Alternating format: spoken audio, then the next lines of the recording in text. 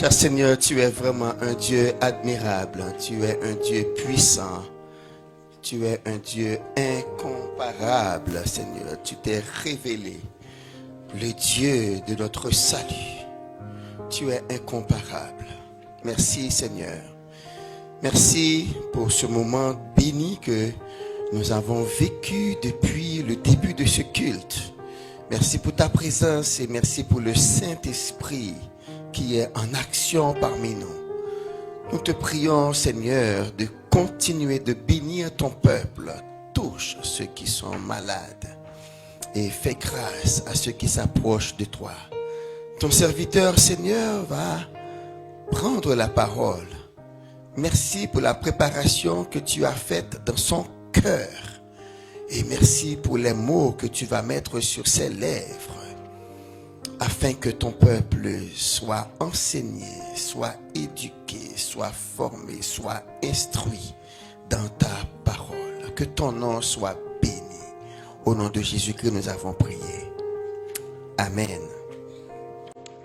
C'est chaque 2 mois que Pasteur Martin, il vient le deuxième dimanche du mois, il alterne avec Pasteur Tassé pour bénir le peuple de Dieu. Donc sans plus tarder, c'est ma joie de lui céder le microphone afin qu'il puisse nous parler au nom de Jésus. Pasteur Martin.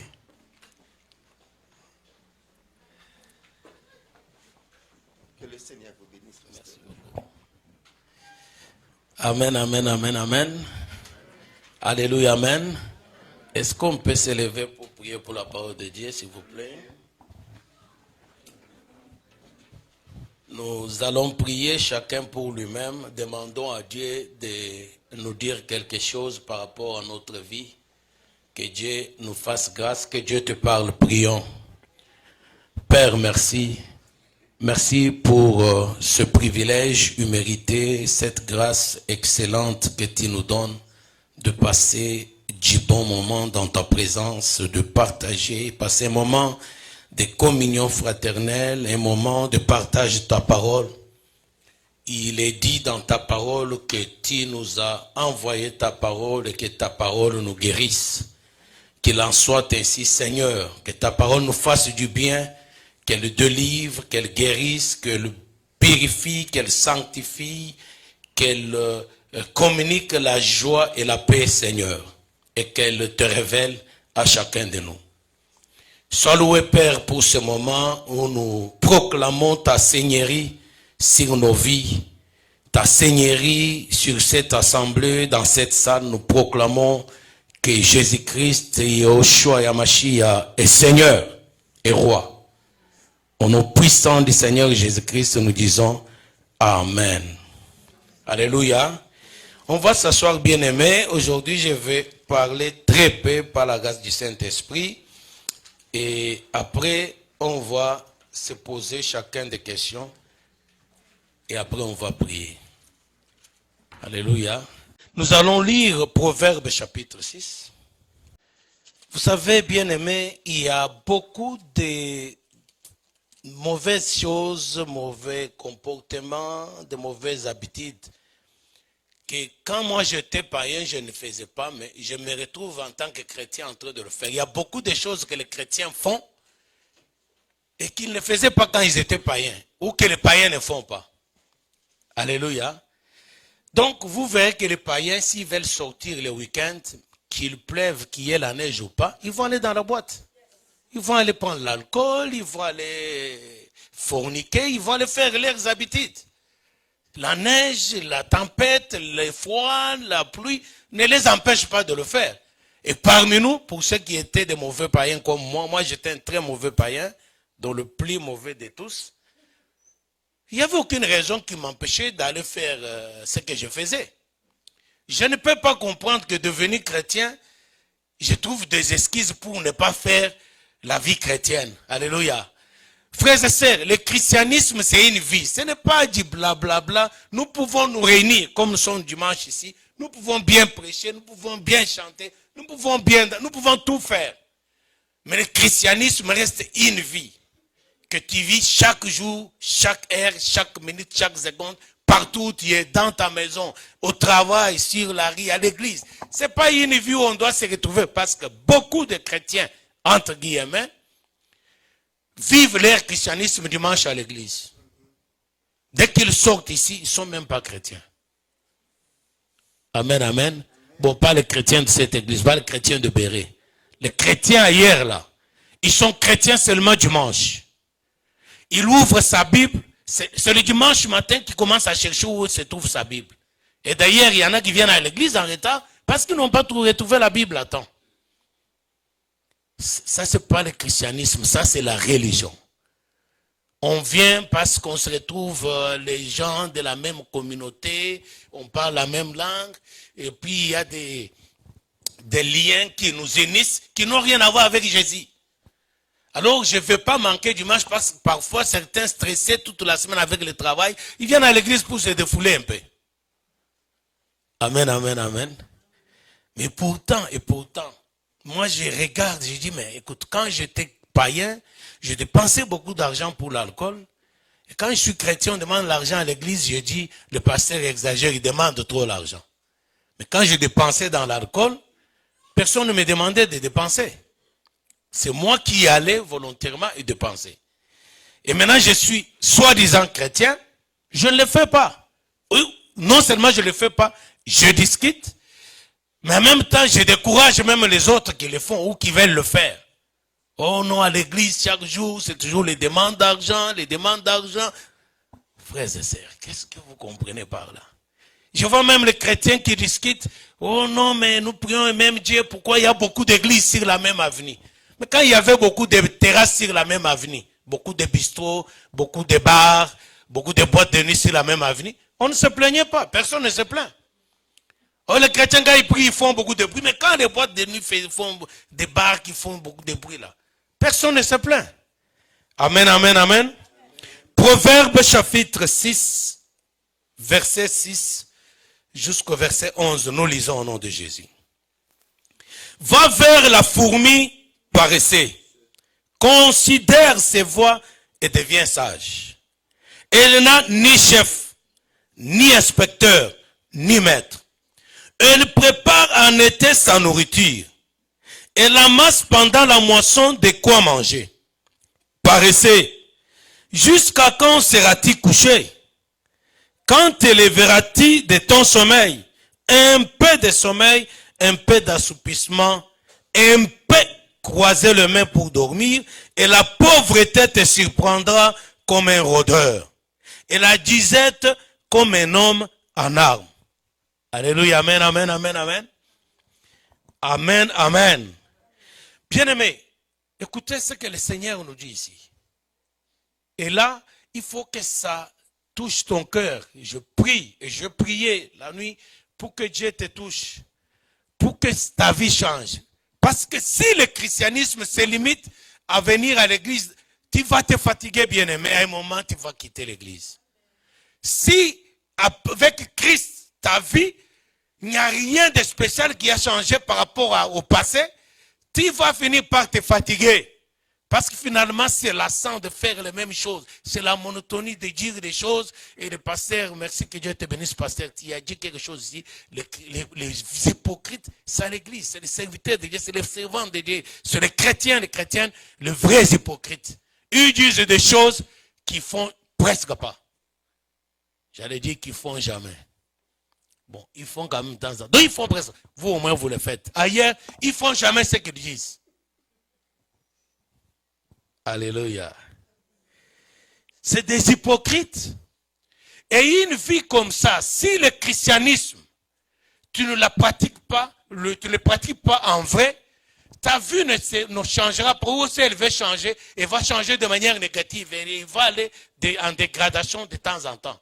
Parce qu'il est difficile que Christ soit dans ta vie et que ta vie reste la même. Amen. Christ, s'il est dans ta vie, et que ta vie reste la même, il faut te poser des questions. C'est quel Christ tu as reçu? Parce que quand Christ vient dans la vie de quelqu'un, quand Christ rencontre quelqu'un, sa vie change automatiquement, radicalement, extrêmement, elle va changer. Il ne peut pas rester la même personne. Il ne peut pas avoir les mêmes habitudes. Il ne peut pas avoir les mêmes relations. Il ne peut pas avoir les mêmes fréquentations. Il ne peut pas avoir le même comportement. C'est impossible. Ou alors Christ n'est pas dans sa vie. Ou alors tu as reçu Christ. Tu n'es pas le Seigneur qui ne trône pas sur ta vie. Donc Christ est dans ta vie parce qu'il avait, entre guillemets, accepté un jour, après avoir écouté l'évangile. Mais tu n'as jamais fait de lui Seigneur. Tu lui as dit, comme ils disent toujours, les chrétiens sont hypocrites. Oh Seigneur, je t'accepte comme mon Seigneur et mon Sauveur. Le Seigneur, c'est celui qui domine. Et toi, tu es l'esclave du Seigneur. Il faut que le christianisme, les chrétiens comprennent c'est quoi le christianisme. Nous étions esclaves du diable et du péché. Jésus-Christ ne nous a pas délivrés pour qu'on devienne libres. Non, il nous a délivrés pour que nous devenions des esclaves de Jésus. Quelqu'un dit Amen. Si on te dit tu es libre, donc on ne t'a pas bien communiqué la parole de Dieu. Le chrétien n'est pas libre, c'est un esclave. Sauf qu'il était esclave de Satan quand il était païen, pour faire le mal, pour faire les choses qu'il ne voulait pas faire, parce que Satan les lui imposait. Maintenant, il est devenu chrétien, esclave volontaire de Jésus, pour faire pas ce qu'il fait, mais ce que son Seigneur l'impose de faire. Alors, si tu as ta vie, tu fais ce que tu veux faire. Dans tous les domaines de ta vie, tu fais ce que tu veux faire. Tu décides ce que tu fais, tu choisis comme tu veux. Alors, Jésus n'est pas ton Seigneur. Il est peut-être, tu l'as accepté peut-être, mais tu ne lui as pas laissé le trône, la direction, la souveraineté sur ta vie. Et s'il ne règne pas sur ta vie, tu dois comprendre qu'il ne peut rien faire dans ta vie, même s'il est là.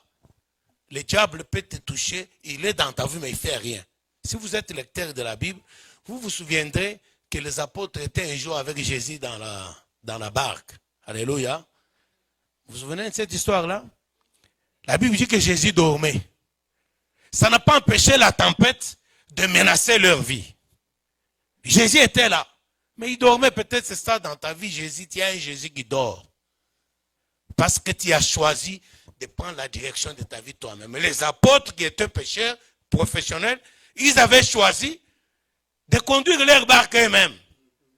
Quand ils allaient tout le temps pêcher à la mer, ils n'allaient jamais avec Jésus. Mais ce jour-là, Jésus était avec eux. Ils auraient pu dire, Seigneur, c'est toi qui as créé la mer, dont tu la connais mieux que quiconque. Alors, on te laisse la direction de la conduite de la barque. Non, ils ont préféré conduire eux-mêmes, expérimenter. Et quand la tempête s'est soulevée, Jésus dormait tout simplement. Qui sont dans la tempête de leur vie aujourd'hui? Parce qu'ils ont un Jésus qui dort. Alors, si tu as un Jésus qui dort, tu as intérêt à te réveiller, mon frère, ma soeur. Parce que ta vie va aller de tempête en tempête jusqu'à ce que tu vas couler. Donnez-moi un amen. Et Jésus nous parle dans ce texte de Proverbes chapitre 6. Et tellement il nous parle, il te parle et tu ne comprends pas, maintenant il va te donner une illustration pour t'aider à comprendre. Et il dit quoi? Il dit, va vers la fourmi, paresseux. Considère ses voies et deviens sage. Vous savez, c'est parmi les plus beaux textes de ma vie en tant que chrétien. Parce que moi, Dieu m'a instruit ici et moi, j'ai fait l'expérience d'aller vers la fourmi. Est-ce que vous connaissez la fourmi? Tout le monde connaît la fourmi? C'est un insecte. C'est un insecte. Hein? C'est féminin ou masculin? Ah, il y en a qui pensent masculin. Ok, bref. Prenez-le comme vous voulez, une fourmi, un fourmi. C'est pas ça le problème. C'est un insecte, c'est non?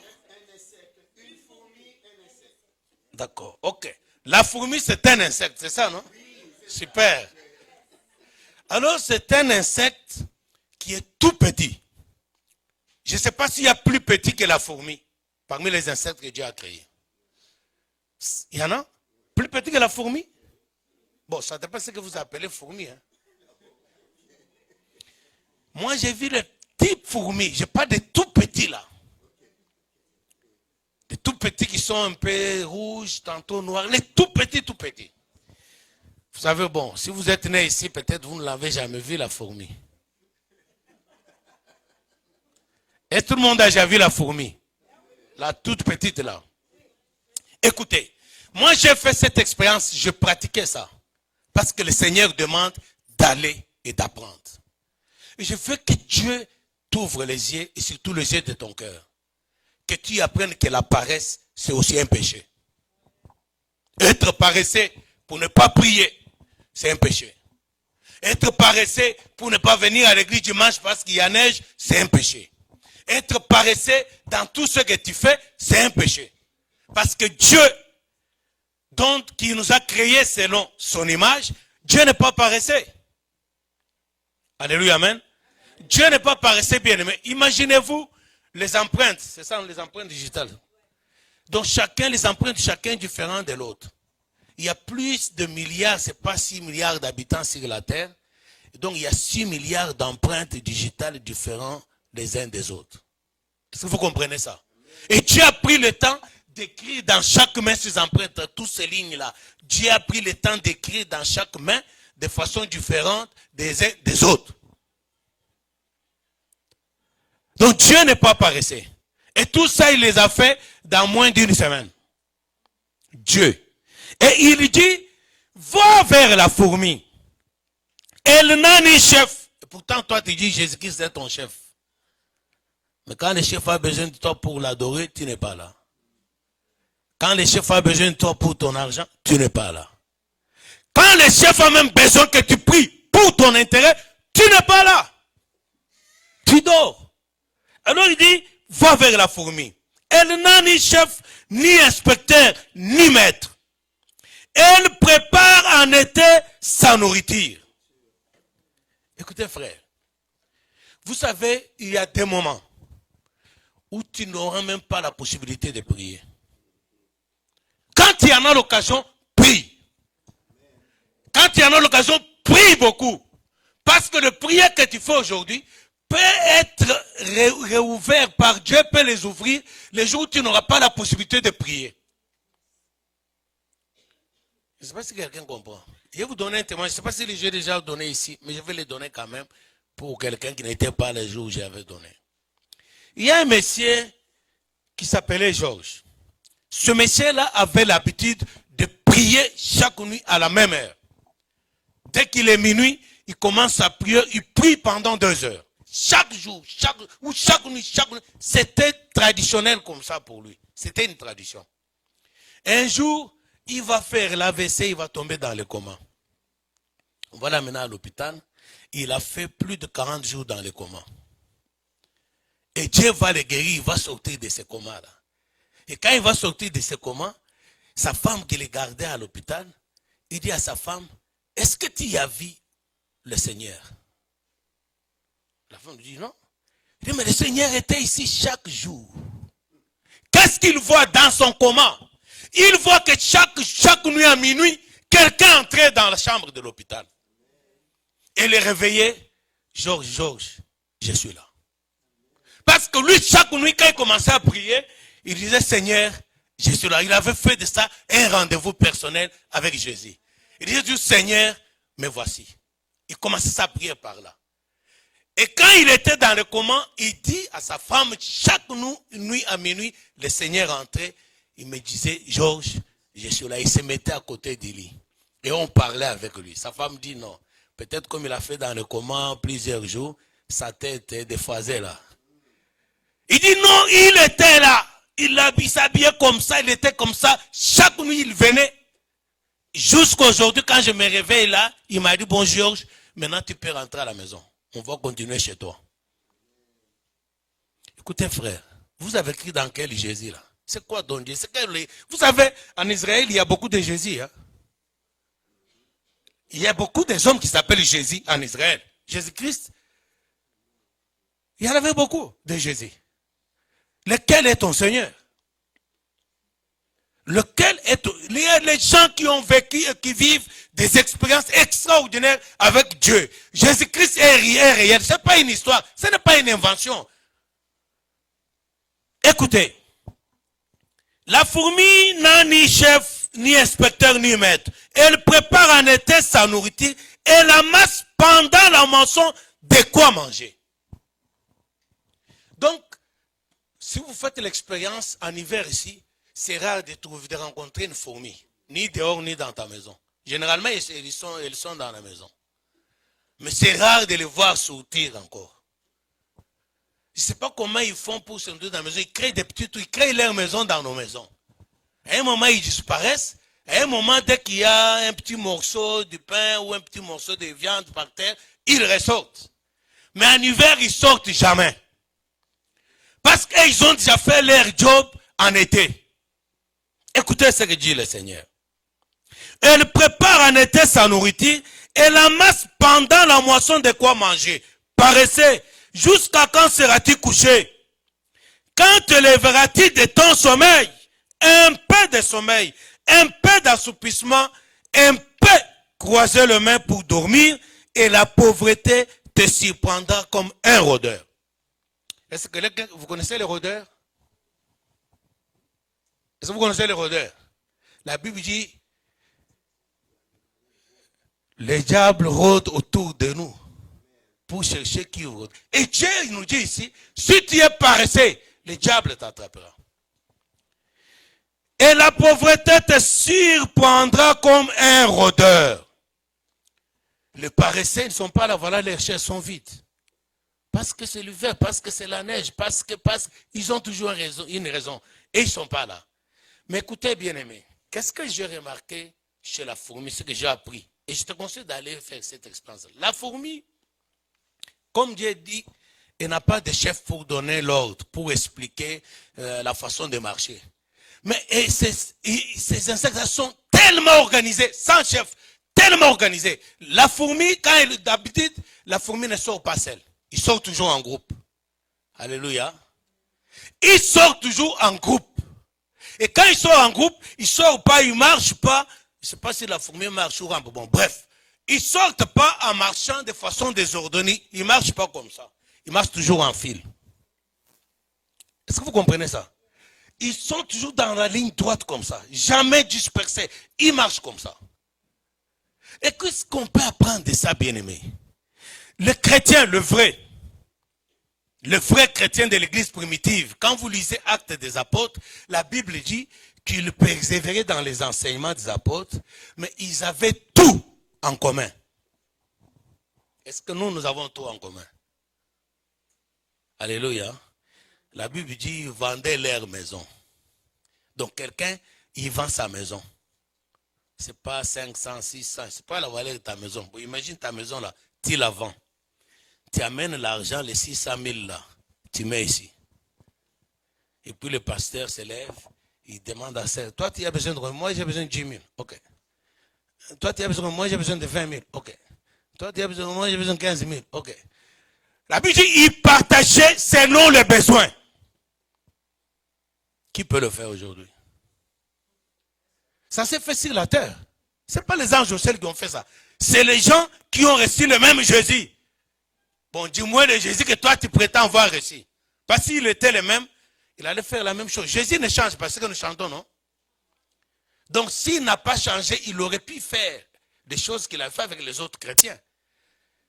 Ils avaient tout en commun. Bon, écoutez, les chrétiens n'aiment pas qu'on parle de l'argent. Mais avoir tout en commun, ce n'est pas seulement de l'argent. Mais ils se soutenaient dans leurs difficultés, leurs malheurs.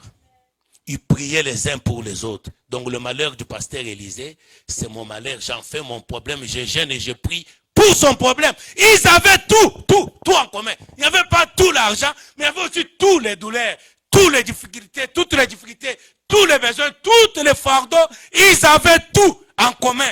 Donc les soucis de ma soeur, les problèmes de mon frère, c'est mon problème aussi. Nous avons tout en commun. Nous partageons tout. Je partage ces douleurs, ces difficultés. Donc je gêne et je prie pour mon frère, pour ma soeur.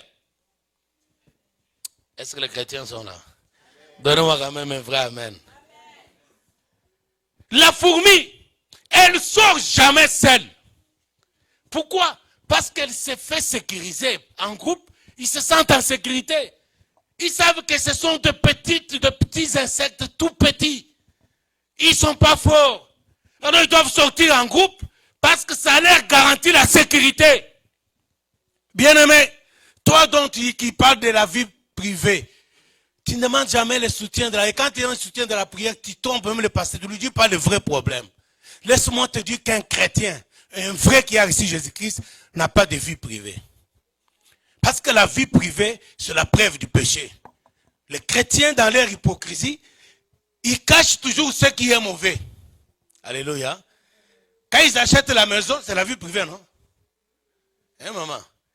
Ta maison, pasteur, c'est ta vie privée, ce n'est pas notre maison à tous. Mais ils viennent à l'église, ils font les témoignages. Alléluia, Jésus m'a béni, blablabla, j'ai acheté la maison. C'est la vie privée, non?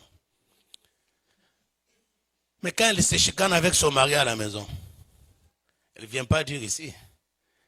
Elle ne vient pas dire que je suis une femme insoumise. Priez pour moi, pasteur, soutenez-moi. Elle ne dit jamais que je suis une femme adultère. Elle ne dit jamais ça. Et si le pasteur, le mari ose venir dire au pasteur, il dit, pourquoi tu es allé étaler notre vie privée? Mais quand vous avez acheté la maison, qui vous a demandé de venir témoigner ici? Alors si tu es un chrétien qui a une vie privée, c'est que tu vis dans le péché. Parce que tout ce qu'on cache pour ne pas dire, c'est ce qui est mauvais. Tout ce qui est bon, on aimerait qu'on sache que nous sommes des super hommes, des super femmes. Toutes les bonnes choses, on s'attribue, on dit à tout le monde. Mais les mauvaises choses, qui devraient nous changer, qui devraient nous attirer la bénédiction de Dieu, on les cache. On dit c'est ma vie privée. Amen, amen. La fourmi n'est pas comme ça. Elle sort toujours en équipe. Et quand ils sortent en équipe, je vous dis une chose que j'ai essayé physiquement. Moi, je suis allé faire ça. Ils sortent comme ça en rangée. Je ne sais pas qui dit à qui d'être à la première place, la deuxième, mais ils sont toujours comme ça. Et ils marchent comme ça. Amen, amen, amen. Écoutez, j'ai pris un morceau de poisson.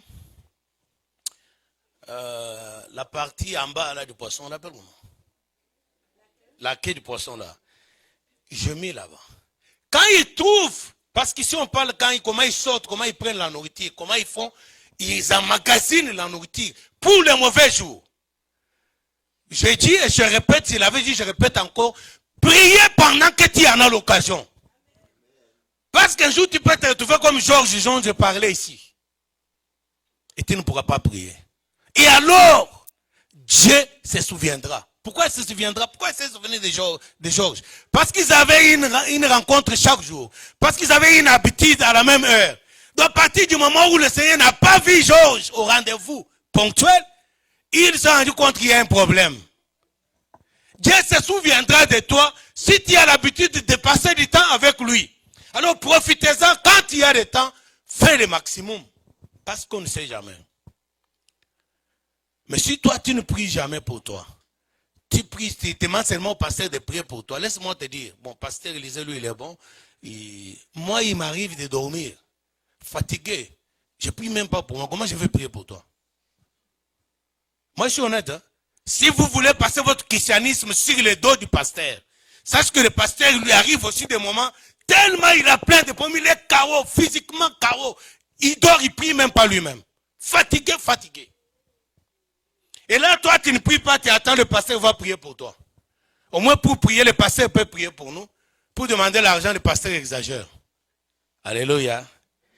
La fourmi. Alors, qu'est-ce que je vais expérimenter? Les poissons est là. Quand ils arrivent devant les poissons, tu vois, c'est plus gros que la fourmi. Donc, une seule fourmi ne peut pas tirer ça.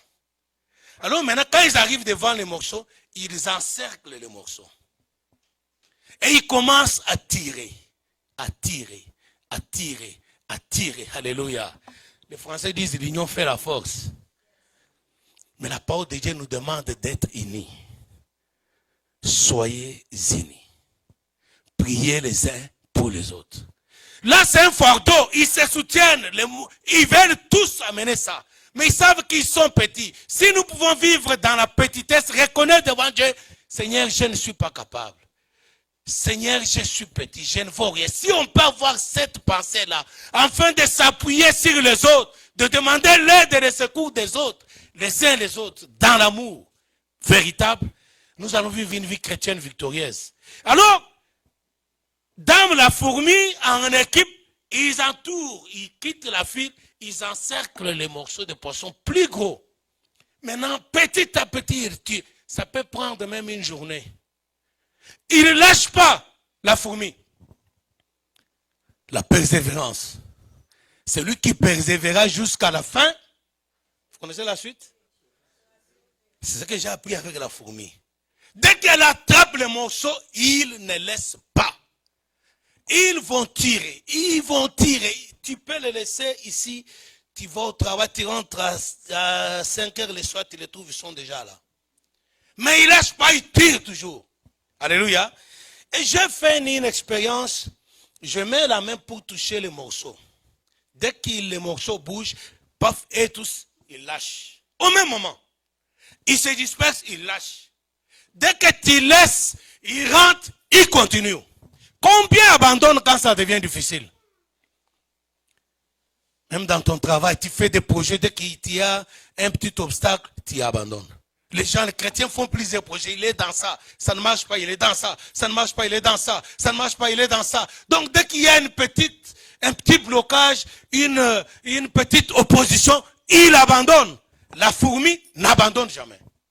À moins que tu arraches le morceau et que tu l'amènes ailleurs. S'il est là, il se disperse un peu quand il sent la menace. Et dès que la menace n'est pas là, il rentre. Et il tire, et il tire, et il tire. Elle prépare en été sa nourriture. Elle amasse pendant la moisson de quoi manger.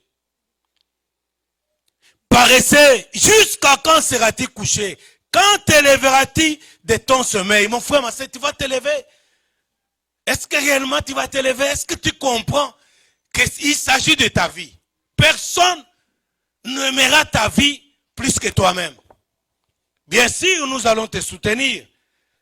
Mais nous avons aussi nos vies. C'est toi-même d'abord qui dois aimer ta vie. C'est toi-même d'abord qui dois te battre pour ta vie. Et alors les autres te soutiendront. Mais si toi-même tu as l'habitude de lâcher, tu es un lâche. Dès qu'il y a blocage, dès qu'il y a opposition, dès qu'il y a difficulté, tu abandonnes. C'est sûr que tu es un peu partout, mais tu ne réussis nulle part. Tu touches à ça, tu laisses. Tu touches à ça, tu laisses. La fourmi n'est pas comme ça. Et ce que Dieu veut que tu comprennes. Comment ça se passe, mon frère, ma soeur? Par rapport à l'unité, par rapport à la communion fraternelle, par rapport à l'amour. Jean chapitre 17, Jésus prie, il demande que les chrétiens soient un. Qu'ils soient un en nous. Est-ce que nous sommes un? En quoi êtes-vous un? Vous ne vous voyez que dimanche. Qui savent, qui se fréquente ici en dehors de l'église? Vous ne vous fréquentez pas. Les chrétiens, le vrai, de l'église primitive, en dehors du premier jour de la semaine, ils se retrouvaient à l'église, ils se fréquentaient dans des maisons pour ne pas aller calomnier les pasteurs, la femme du pasteur, l'église, ceux qui ne marchent pas à l'église. Ils se retrouvaient dans des maisons. La Bible dit, ils se réunissaient dans des maisons. Ils chantaient des cantiques. Ils lisaient des psaumes.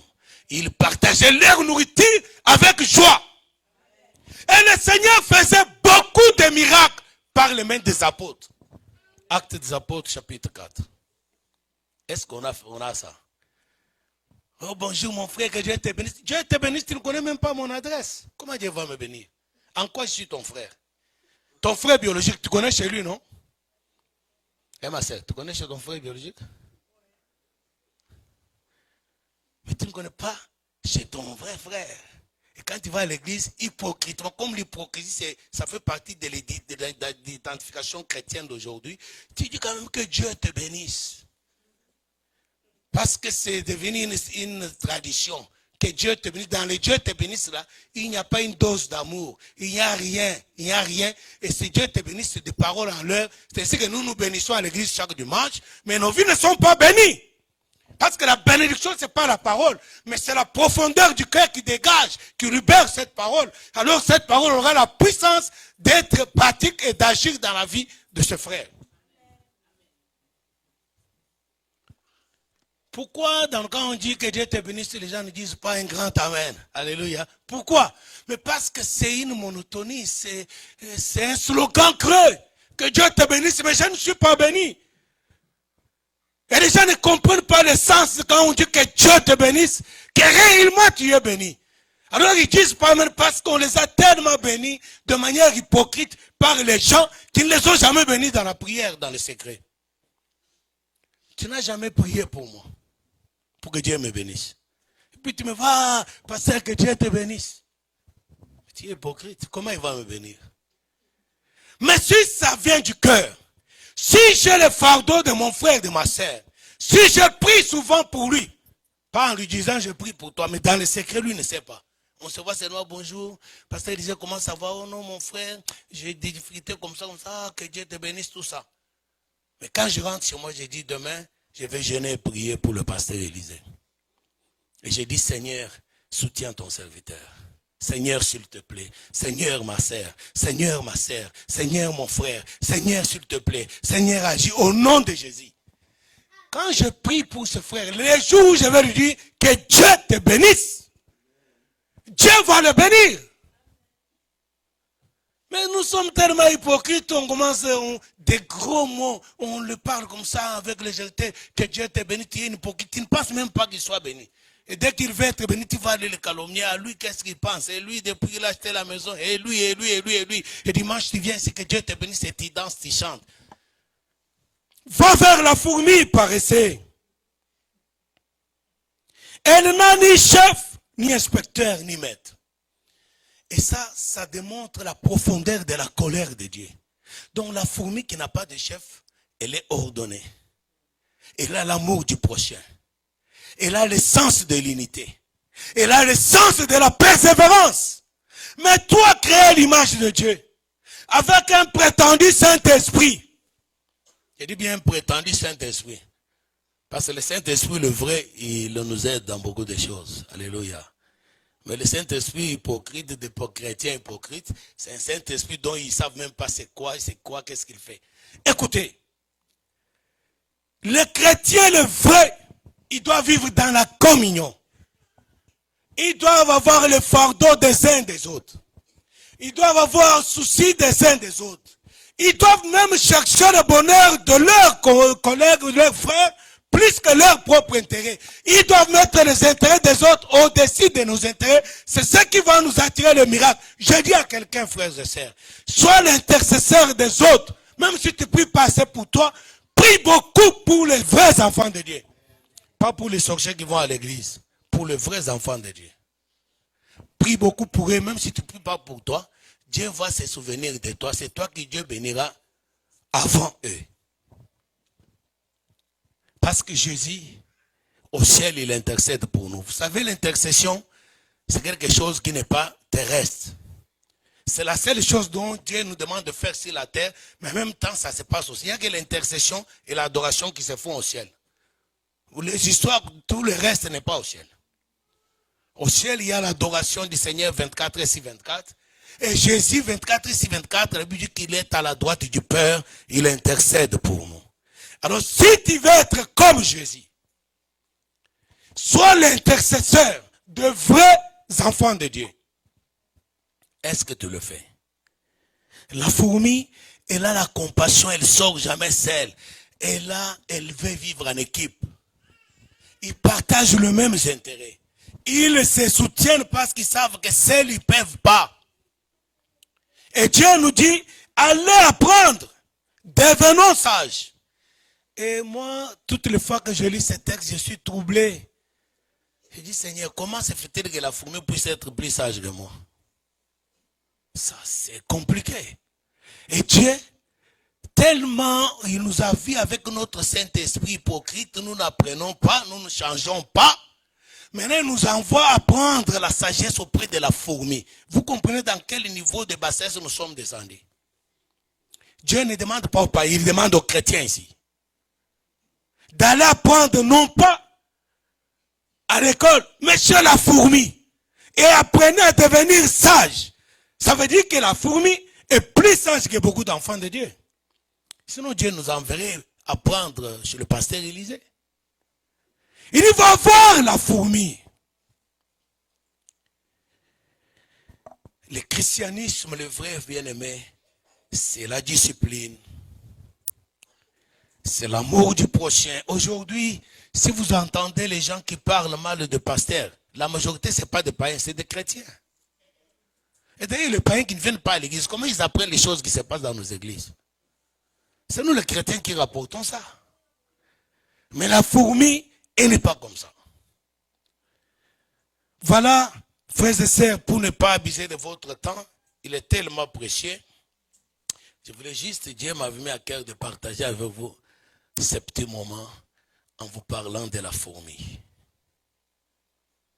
Depuis que j'ai appris cette histoire-là, il m'arrive de ne jamais, sauf accidentellement, je n'écrase pas l'insecte, moi. Jamais. Jamais. Parce que ce sont les instruments de Dieu. Dieu les utilise pour nous apprendre selon ses textes. Je ne tue jamais les insectes. Sauf accidentellement, par oubli, je peux écraser. Mais souvent, parfois même je fais, puis je me rappelle, j'enlève mon pied. C'est Dieu qui a créé la fourmi. Même s'il y a des sectes qui parlent des démons qui entrent dans les cancrets là, dans je ne sais pas quoi, je ne crois pas moi ces choses-là. C'est Dieu qui a créé les insectes. Et Dieu dit, vas-y chez la fourmi, apprends. Qu'est-ce que tu dois apprendre? Tu dois apprendre à être discipliné. Toi qui es un chef, la fourmi n'a pas de chef. Toi tu as comme chef Jésus-Christ, mais est-ce que tu es soumis à ce Jésus-là? La fourmi qui n'a pas de chef, elle est soumise vers l'autre fourmi, il s'arrange pour marcher de manière ordonnée et disciplinée. Mais toi tu es un chef, Jésus-Christ. À l'église tu es un pasteur, est-ce que tu es soumis? Ça c'est la première chose que j'ai appris, j'ai dit, Seigneur, aide-moi à être soumis. À toi, à être soumis. Non seulement au pasteur, mais aux autres frères, soyons soumis les uns les autres. C'est comme ça que Dieu nous élève. Comment on dit les chrétiens? Ils aiment dire ces slogans-là, même s'ils ne les pratiquent pas. L'humilité précède quoi? Soyez soumis les uns aux autres. Laissons les autres prendre la première place. Prions aussi pour leurs intérêts. Priez, tu es égoïste, tu pries pour toi-même. Depuis que tu pries, toi, tu ne pries que pour toi. Voilà pourquoi, depuis que tu pries aussi, il n'y a aucune solution. Tu ne gênes que pour toi. Qui a déjà gêné pour quelqu'un d'autre? Un jour sans manger. Je ne parle pas des gênes des amis blancs là. Il prend le petit déjeuner le matin, il saute les repas du midi, il mange le soir, et puis il écrit un livre, il a dit qu'il a gêné 40 jours. Non, je ne parle pas de ça. Je parle du gêne, le vrai. Qui a déjà gêné? Pas pour son frère biologique, pour un frère de l'église. Jeûne et prière, parce que je veux que Dieu transforme ces frères-là. Jeûne et prière, parce que je veux que Dieu bénisse le pasteur. Jeûne et prière, un jour seulement. Je ne mange pas, je prie pour que Dieu bénisse notre pasteur. Mais si votre pasteur n'est pas béni, comment voulez-vous que vous soyez béni? La Bible parle de la loi de la moisson. Celui qui sème beaucoup, il va moissonner beaucoup. Mais si tu ne sèmes pas, ne fût-ce que par ta prière pour dire, Seigneur, aujourd'hui, chaque lundi, je ne mange pas. Chaque lundi, c'est mon rendez-vous avec Dieu pour que Dieu bénisse notre pasteur. Mais si tu ne le fais pas, comment veux-tu que le pasteur, dans tout ce qu'il fait pour toi, tu sois béni? Il peut beau t'enseigner, tu ne seras jamais béni. Parce que c'est la loi de la moisson, c'est une loi établie par Dieu. Celui qui sème beaucoup, moissonnera beaucoup. Amen, amen, amen. Nous allons lever pour la prière.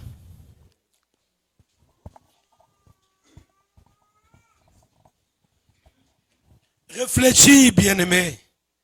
Le christianisme, c'est une expérience extraordinaire. La vie chrétienne, c'est une vie extraordinaire. Elle n'apporte pas la lassitude, elle n'est pas chiante, elle n'est pas une corvée. C'est une extraordinaire expérience, le christianisme. Le problème, c'est que toi, tu n'as rien compris. Voilà pourquoi tu ne vis pas de grandes choses dans ta vie. Jésus est vivant. Et il t'aime. Il te demande rien du tout que de mettre sa parole en pratique. Tu vas prier pour que Dieu te donne la discipline, l'esprit de discipline. Être discipliné toi-même. Pour prier. Si tu es parent, prie pour tes enfants. N'attends pas quand ça sera trop tard. La fourmi, elle prie ou elle travaille, elle amasse à manger quand il fait beau. Donc quand elle a les moyens, elle en profite. Elle va emmagasiner la nourriture. Et Dieu nous envoie prendre la sagesse. Apprends, ma soeur, à prier pour tes enfants maintenant qu'ils sont bébés. Alors les parents qui ont les bébés là, vous êtes là? Que Dieu vous bénisse. Tous mes enfants à cet âge, à partir du moment où elles sortent de l'enfant, sortent de la maternité dans les berceaux, chaque matin, je bénissais, j'imposais les mains. Je proclamais les paroles de bénédiction pour l'avenir de mes enfants. Chaque matin et chaque soir, avant de me lever, d'aller travailler, j'impose les mains au bébé.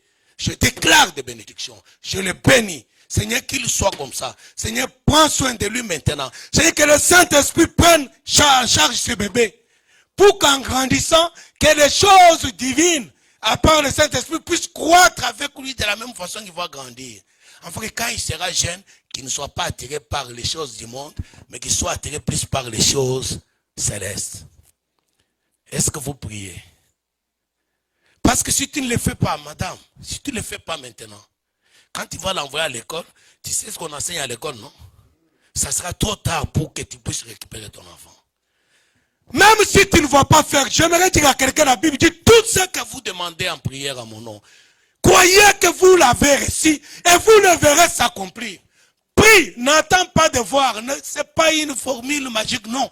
Prie seulement comme ça, fais confiance à Dieu. Et tu verras que l'enfant, quand il va grandir, de lui-même, il ne sera pas trop attaché, attiré par les choses qui attirent la jeunesse aujourd'hui. De lui-même. Pourquoi? Parce que la prière que tu avais faite, c'était une semence sur le petit bébé. Mais les chrétiens ne le font pas. Ils attendent quand les gangs derrière récupèrent les enfants à 12 ans. Vous savez, j'ai suivi les informations. Les petits de 12, 14 ans avec les armes, tout ça, avec les gares là, avec des motards et consorts. Est-ce que vous avez appris ça? Suivez les informations. Maintenant, ils utilisent les enfants de 12, 13, 14 ans parce que la police n'aimait pas beaucoup d'attention sur les enfants de cet âge-là. J'ai suivi à la télévision. RDI. Pourquoi? Parce que si l'enfant de 14 ans, quand il avait 3 mois, si chaque jour on priait pour lui, chaque matin, la fourmi, pendant qu'elle a les moyens de le faire, il le fait. Elle prépare en été. Elle emmagasine la nourriture. Comme ça, quand l'hiver viendra, quand le moment difficile viendra, tu n'as pas encore besoin de prier. Parce que les prières que tu avais faites vont apporter déjà leur impact. Et chaque matin, ma sœur, je te commande, je te conseille de le faire. Tu verras la croissance de ton enfant. Chaque matin, même pour l'intelligence à l'école, prie. La Bible dit, Dieu donne à ceux qui demandent avec foi. Chaque matin, j'imposais les mains à mes bébés. Tous mes bébés. Seigneur, bénis. Seigneur, fais ceci. Tout ce que j'ai désiré pour eux. Et laissez-moi vous dire, 80% de ces choses-là sont matérialisées dans la vie de mes enfants. Je prie pour l'intelligence à l'école. Je prie pour qu'il ne soit pas entraîné dans de mauvaises choses. Je prie pour que Dieu, Seigneur, quand il va grandir, éloigne d'elle, éloigne de lui les mauvaises connexions, les mauvaises relations, les mauvaises fréquentations. Seigneur, sème dans son cœur, de maintenant jusqu'à ce qu'il va grandir, la haine du péché, l'horreur du mal. Ça va t'aider quand l'enfant va devenir ado, il y a cette semence-là. Vous savez, là où on a déjà semé, c'est difficile de venir semer autre chose. Mais parce que nous laissons nos enfants grandir comme ça, sans prière, sans bénédiction. Mais le diable, ce que toi tu ne fais pas, le diable lui le fait. Il va venir semer de mauvaises choses sur l'enfant. L'enfant à 12 ans, il n'obéit pas. L'enfant à 12 ans, il ne respecte pas les parents. L'enfant à 12 ans, il est dans de mauvaises choses. Il a de mauvaises fréquentations. Pourquoi? Parce que si toi tu ne le fais pas, le diable, lui, il ne va pas s'empêcher de le faire. Alors nous allons prier comme nous avons partagé cette parole. Que Dieu nous donne l'esprit de discipline. Que Dieu nous donne l'esprit de persévérance. Ne sois pas quelqu'un qui abandonne quand ça devient difficile. Il faut aller jusqu'au bout. Que Dieu t'équipe, que Dieu te donne la capacité de persévérer. Même dans tes affaires privées, même dans tes projets. Soyez un homme, une femme disciplinée. Soyez un homme, une femme qui ne lâche pas, qui persévère. Même s'il y a des difficultés, prions pour que Dieu nous vienne au secours. Mais persévérons. Alors nous allons prier. Chacun prie selon qu'il veut, selon qu'il connaît sa vie. Demande le secours de Dieu. Cher Saint-Esprit, merci. Merci Seigneur pour ton amour infini et inconditionnel. Pour ta grâce, pour ta miséricorde, pour ta bonté, pour ta bienveillance. Seigneur, merci parce que tu nous veux du bien. Tu nous aimes et tu nous veux du bien. Nous avons entendu ta parole. Et nous te demandons pardon, Seigneur, parce que nous avons été stupides. Nous avons été paresseux. Et nous avons été ignorants même de ces choses. Maintenant que tu nous as ramenés à l'ordre. Maintenant que tu nous as rappelé au moins ta parole. Pardonne-nous, Seigneur, le temps que nous avons perdu dans l'ignorance. Dans la paresse. Pardonne-nous, Seigneur. Nous avons été paresseux pour prier. Nous ne prions pas assez pour nous-mêmes. Nous ne prions pas assez pour nos maris. Nous ne prions pas assez pour nos femmes. Nous ne prions pas assez pour nos enfants. Nous n'avons pas prié beaucoup pour l'église. Nous n'avons pas prié pour l'école. Nous n'avons pas prié pour notre pays. Pardonne-nous, Seigneur. Parce que nous avons été paresseux. Et nous subissons aujourd'hui, Seigneur. Nous subissons aujourd'hui. Ça ne marche pas dans nos vies. Parce que quand on devait prier pour que ce que nous vivons aujourd'hui ne nous arrive pas, nous avons choisi de dormir. Et nous voilà maintenant dans la difficulté. Pardonne-nous, Seigneur, pour avoir été paresseux. Pour avoir été dormeur pendant que tu voulais qu'on prie. Et maintenant, Seigneur, que nous reconnaissons notre tort. Maintenant que tu nous as parlé, Seigneur, aide-nous. Viens, oh cher Saint-Esprit, à notre secours. Car seul notre désir, notre volonté ne suffira pas. Nous avons besoin de ton soutien, cher Saint-Esprit. Nous avons besoin de ta force. Rends-nous capables, Esprit Saint de Dieu, de prier, de prier, de prier, de prier. Donne-nous la force de jeûner aussi, de nous priver de nourriture, parce qu'il nous est difficile de le faire. Viens à notre secours, Seigneur. Remplis nos cœurs de l'amour véritable qui était en toi, Jésus-Christ. Et oh, Shoya Mashiach. L'amour qui consiste à aimer même nos ennemis. Donne-moi de l'amour pour mes frères et sœurs en Christ. Afin que leur vie soit un fardeau pour moi. Que leur difficulté soit un sujet de prière pour moi, Seigneur. Donne-moi de l'amour pour tes enfants, pour ton peuple. Afin que je sois capable de prier pour eux.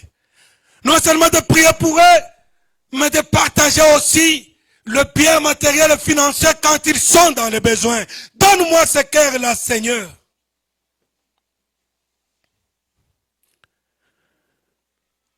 Louange à toi, Seigneur Jésus.